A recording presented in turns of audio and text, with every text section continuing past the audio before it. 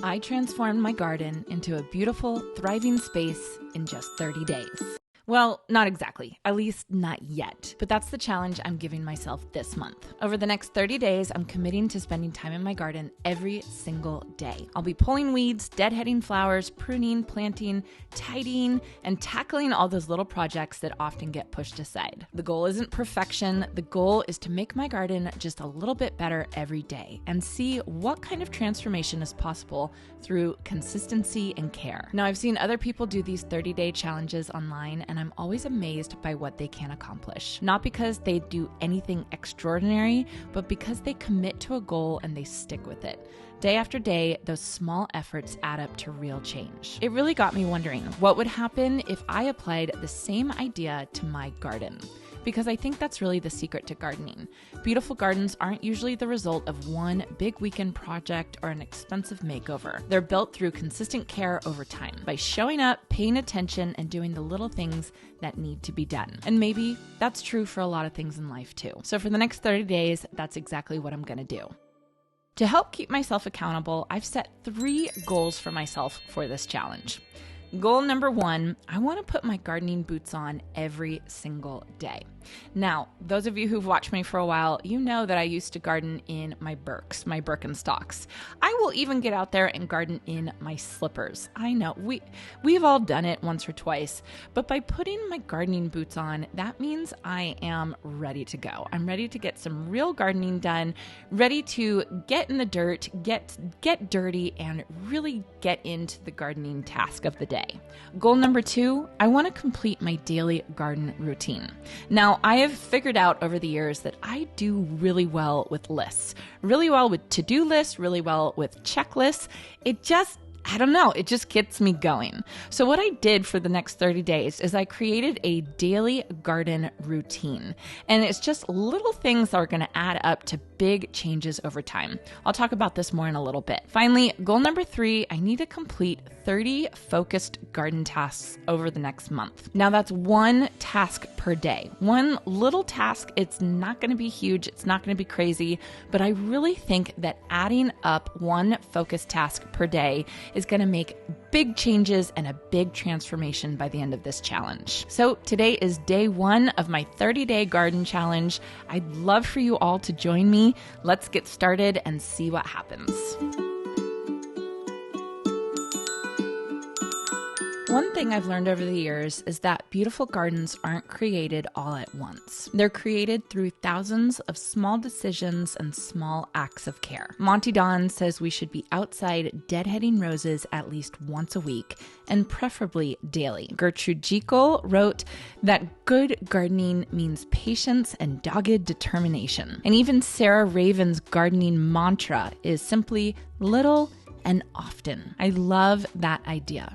Little and often. Because when I look around my garden, most of the things that need attention aren't huge projects. They're small things, a few weeds, a spent flower, a plant that needs feeding, a shrub that needs a quick trim. Individually, they don't seem important, but over time, they add up. And if they add up in a negative way when ignored, I think they can also add up in a positive way when addressed consistently. That's why for this challenge, I'm creating a daily garden routine, a simple ritual that I can repeat every morning before I move on to whatever the main project of the day happens to be. My hope is that these small daily tasks will create momentum, and by the end of the month, all those little improvements will have added up to something significant. So without further ado, here's my 30-day challenge morning routine. Every morning, I'm going to water my plant stash. Now, we all have a plant stash. Well, I don't know. If you don't have a plant stash, I'm quite impressed with you, but I definitely have a plant stash that needs watering.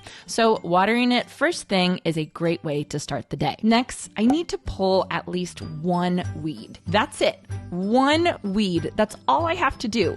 Again, my hope is just like getting my gardening boots on, I'm hoping hoping that by just pulling one weed, I'll see a couple more that I want to grab. And hopefully that'll add up over the next 30 days. But I'm just limiting my routine to one weed. So if I have a really busy day and there's a lot of stuff going on, all I have to do is run outside, grab that one weed, and I can check that off my list. Now, the next thing is a little difficult because I want to plant one plant every day. I can plant more than one plant, but I at least want to get one plant in the ground. And this is to get rid of my plant stash. I am a plant hoarder. And when my plant stash gets low, I tend to go out to the garden center and get more plants. So I got to get these plants in the ground. So by planting one plant every day, that's at least 30 plants that I'm going to get planted. And I hope that means I'll have less work to do watering my plant stash in the morning because they'll be in the ground, hooked up to irrigation, and I won't have to worry about them anymore. Next, I want to fertilize one area of my garden every single day. Now, I have lots and lots and lots of annuals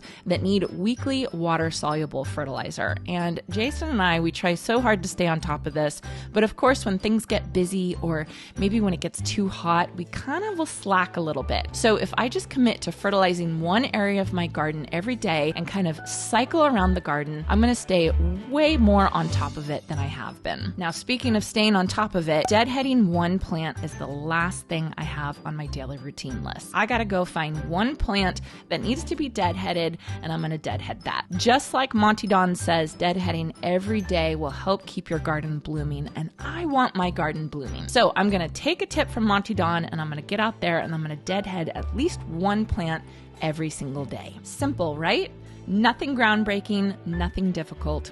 One weed, one plant, one area per day. Now, if I get super motivated and keep going after that one weed, then great. But if not, I've done a little bit and I've done it often. I can do those 5 things every day for the next 30 days. That's 30 plants added to the garden, 30 areas fertilized, possibly hundreds of weeds removed, and countless flowers encouraged to keep blooming. Will it transform the garden?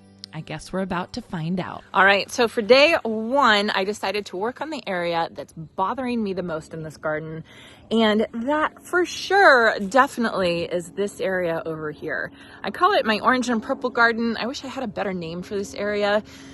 But it's definitely the spot that I'm itching to get out here and get some work done. So a lot of this area just snuck up on me and got overgrown very quickly. I've got this plain the blue salvia that's flopping over a little bit. This actually all flopped over when we had a really bad windstorm about a month ago, and I just haven't touched it. I haven't bothered with it, but you can see I've got some new growth in the middle, so it'll be really easy to kind of trim up these outside pieces. I have to fix my pomegranate tree. The limbs are literally touching the ground now. So I got to get those lashed together, hopefully upright. I want to deadhead my Rise Up Emberaze rose. I want to pull out my Verbena de la Mina. I need to deadhead my Orange Blaze and my Cat's Pajamas Nepeta. I just got a lot of stuff I got to work on in here. And I think just a little bit of time spent out here in this area is going to make a really, really big difference.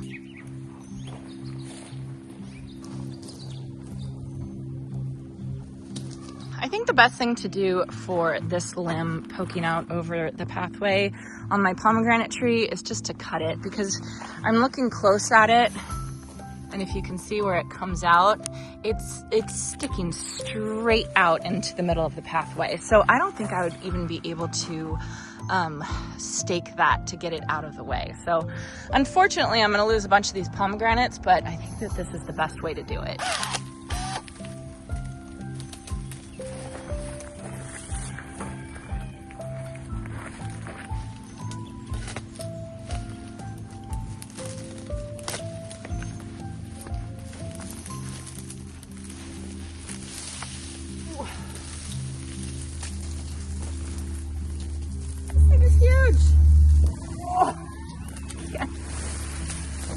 What do I do with this?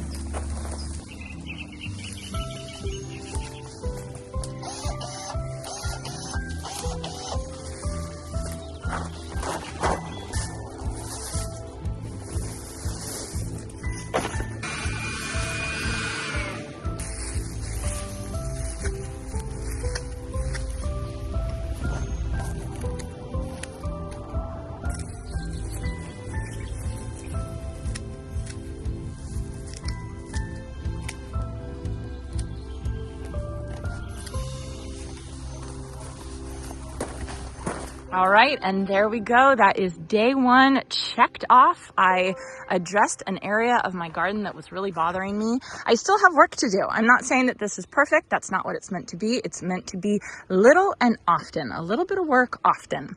I ended up being out here for about an hour and a half. Monty has ditched me. He is inside in the air conditioning, and I think I'm going to join him. But let me show you what I did get done thus far today for my very first focus garden task. I tried to stake up my pomegranate tree. I got some of it, but Jason's gonna have to come help me with this thing. This thing is crazy, you guys. Hashtag Team Pomegranate. This pomegranate tree is absolutely insane. I mean, I'm really excited about all the pomegranates that I'm gonna have this year, but oh my goodness, this is really tough. I think what I need to do is eventually just let it kind of go and be a big, huge, giant bush that it wants to be. But I really want to keep this pathway.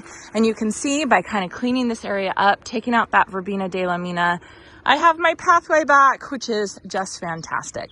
When I dug up that Verbena de la Mina, I was planning to transplant it, but it had like no roots. Like, I'm talking no roots. So I figured it would probably be better just to start over. I did deadhead my Cat's Pajamas Nepeta, some of my Orange Blaze Nyphophia, not all of it. I'll have to come back and address some of that. I took off the bloom stalks of my Helen von Stein lamb's ear and cleaned up some of the browning foliage. I cut back some of my Playing the Blue Salvia. I still have a lot more to cut back on that, but I just don't want to do too much. And then I did deadhead my Rise Up Emberaze Rose.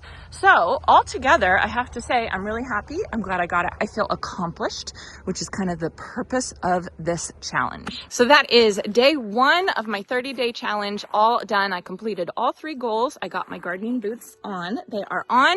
I worked out in the garden. I completed my daily routine, and I completed a focused gardening task. So I hope you all join me for day 2 tomorrow. Until then, I hope you all have a chance to get in your garden today.